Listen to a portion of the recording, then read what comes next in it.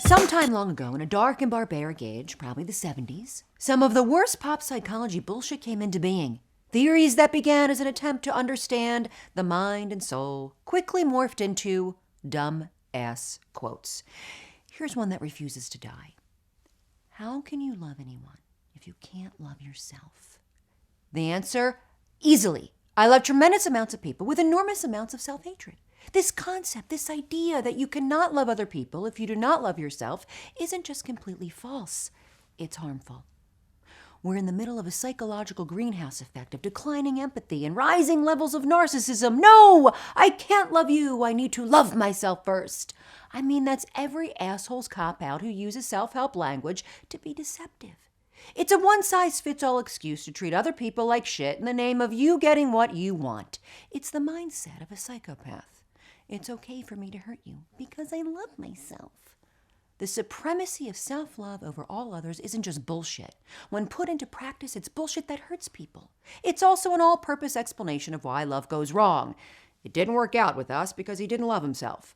No, it didn't work out because he didn't know how to love someone else. It's possible the only person he loved was himself. But if we reverse the saying, we get much closer to the truth. You can't love yourself until you love someone else, right? Wow.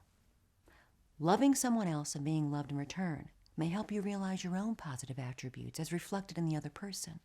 When you have the concrete evidence of another person's appreciation of your uniqueness and identity, it gives you a blueprint to create your own.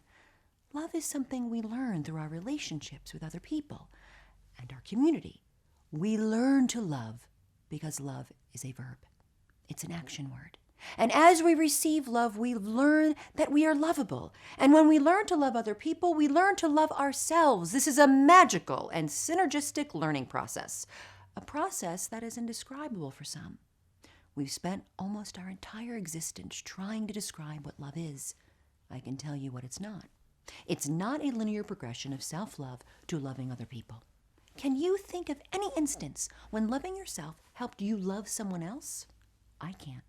Look, I'm all for self-love, but not at the expense of basic human kindness, compassion, and empathy.